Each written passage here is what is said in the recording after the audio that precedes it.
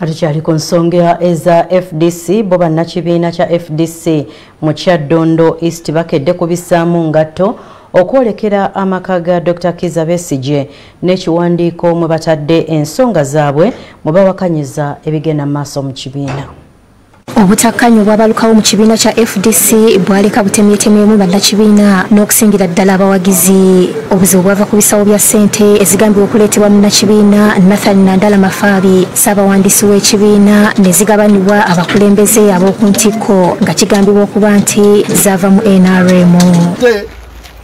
Kati enkya ya leero abavubuka mu Kyaddondo East bakyaliddeho ku yaliko pulezidenti w'ekibiina ekyo retired Colonel Dr.Besigye mu maka ge Kasangati gye bamukwangidde ekiwandiiko mwe batadde okwemulugunya kwabwe ku bigenda mu maaso. Omukulembeze wa FDC ng'omulaga era ng'omukakasa tuyimiridde naye tuli wamu naye mu lutalo n'olutabalo lwe yakulembedde olw'okulwanirira ekibiina kyaffe. Bakukulumidde abakulu mu kibiina kya FDC abavaako Emivuyo nga n'ekiwandiiko kye batutte bakikwasiza omu ku bakuumire ku geeti. Bawakanyiza ebibungeesebwa ng'ekyaddondo bwe balonda abakulembeze mwe balondera ne Apollo Kantinti. Ne Kantinti nga ye eyali fulaga beera waffe nga fe abaamulondwa n'okubeera mu kifo kye nga fulaga beera talina lukusa ssemateeka wa Lumuweera.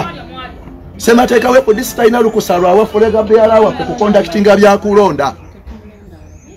Era kimanye nti ebikolwa bye yakola ng'asinziira mu lukiiko lw'amalwa nga banne we bagamba.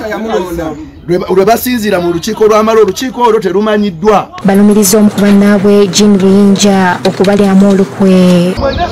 Tukimanyi nti Nathan Nandala Mafaabi yakwata ssente okuva eri Pulezidenti Museveni kijja mu kibiina kyaffe okukitabulatabula. Era ensonga lwaki olaba olwaleero ateekawo okulonda okwekimpatiira ng'ayagala okweremeza mu buyinza. Era tusaba owabeerawo obulyake bwonna obuliwo abantu abo baba nga bamanyi nti b'amazima bakkirize baddeko wabbali babanoonyerezeeko. Waba nga tebalya ssente badde mu bifo byabwe naye bw'olaba nga balya ssente then batuviire. Ono yeewozezzaako ku byamutwala okusinkana pulezidenti w'ekibiina Patrick Oboy Amuriati omwali okumuggyako ssente ze yali abasuubiza bwe bali mu kkomera e Nalufeenya. Wano gwange nnyo era si mu miitingangako. Omuntu gwe na meetinga ye power pate president wa FDC.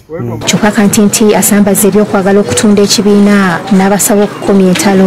Abawoza FDC z'abapate be bantu be bamu ndabye akatambi manyi babadde babuteekayo nga waliwo omukyala yeemulugunya abamitiga president waffe power n'abo bwa ssente z'abaana 58 be batwala e Nalufeenya ne bazirya. Naye mbalabe wali n'embuto zaabwe bakutte ekipande FDC is not for sale. Ate abadde akutte n'ekipande ne Nalufeenya teyagenda. Ernest Chaze ne Steven Bulega be bakusakidde eggwire.